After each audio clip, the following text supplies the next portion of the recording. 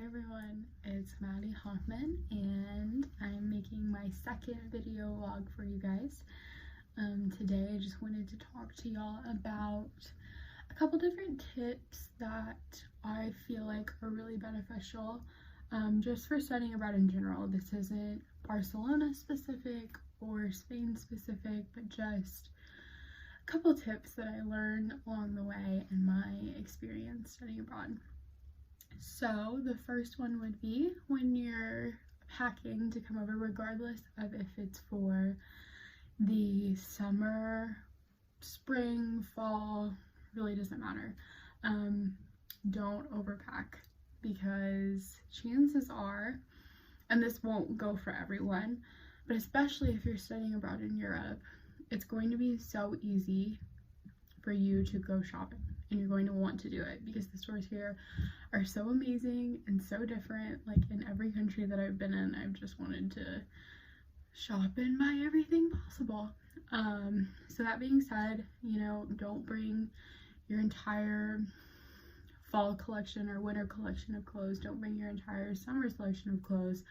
I wore my summer stuff for about a couple weeks maybe, and I ended up just sending like almost a whole suitcase worth back with my parents whenever they came to visit me. So I wish that I had packed a little bit lighter, because at the end of the day, I know I've shopped a lot while I'm here and I'm definitely not short on clothes. So that would just be tip number one for you guys. And I am an overpacker, but I think studying abroad has taught me to not be an overpacker, which brings me to my next point. Invest in a good backpack, because all of the trips that I've taken, most likely you'll fly with airlines that will lose your bags if you check them and don't always guarantee space for a normal size carry-on, or if they do, it's not like a suitcase carry-on, it's like a small bag carry-on. So we found, and also more than likely you're gonna be going from place to place to place. Like rarely do you ever stay exactly in the same spot for the whole weekend. For example, when we went to Switzerland, we flew into Geneva, we stayed one night in Geneva, then we took a train, we went to Interlaken, stayed there for a day. So you're just constantly always on the move, so it's easier to keep everything with you in a backpack. So get one that's not too huge. You don't need like a big hiker backpack, but definitely not just like a small little messenger bag. It needs to kind of be somewhere in the middle. But definitely invest in a good one that will last you your study abroad.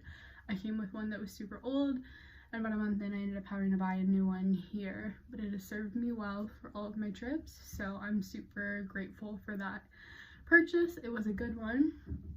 And then along with the backpack, my third tip for you guys would be to invest in something like this. You can't see it super well, but basically it's like a vacuum pack bag, but instead of vacuuming the air out, all you have to do is roll it and then you push the air out of it, and it makes all of your stuff way more compact. So I was able to fit plenty of outfits, way more than necessary, into my small backpack for the trips that I took, just because I had these bags for traveling, and then also when my parents came, I was able to lend some to them because I had bought a few. And they were a lifesaver for whenever we were traveling from Barcelona to Italy, and we all just had to have one backpack each. So that would be my third recommendation. It's not a must, but it definitely has made my life easier, and I'm grateful for them every single time that I travel somewhere, because people are always like, how did you bring so much stuff and it doesn't even look like your bag is that full? And I'm like, well, let me tell you, these bags saved my life, so they're definitely worth it.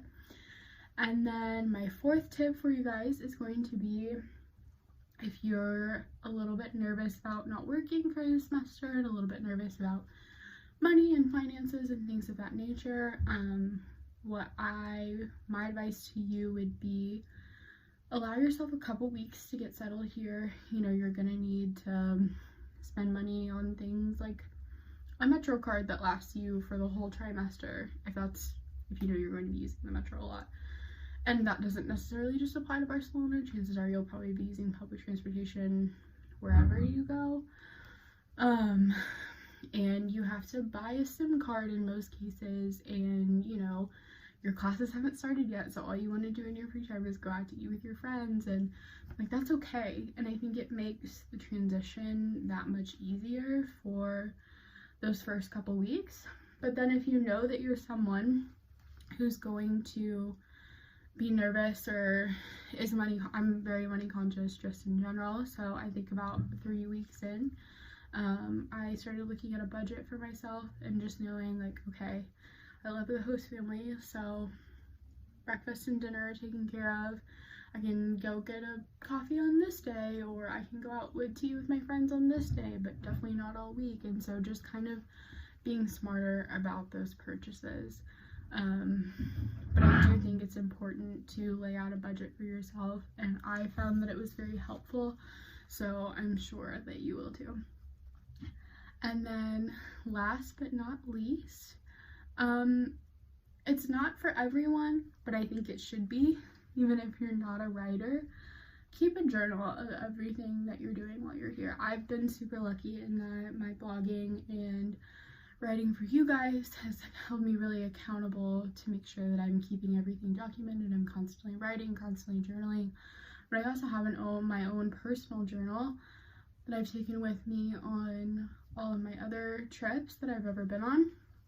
And so it's always so fun to, like, once you're home and you're remembering all the good times you had, to be able to actually go back and read about the specific things, because you think when you're in the moment, oh, I'm gonna remember this, oh, I'm gonna remember that, but then chances are you don't. You know, there's so many things that happen on a weekly basis. There's so many things that have happened while I've been here in Barcelona, and each country I've been to, and there's just so many stories and so many great memories that I personally would never want to forget.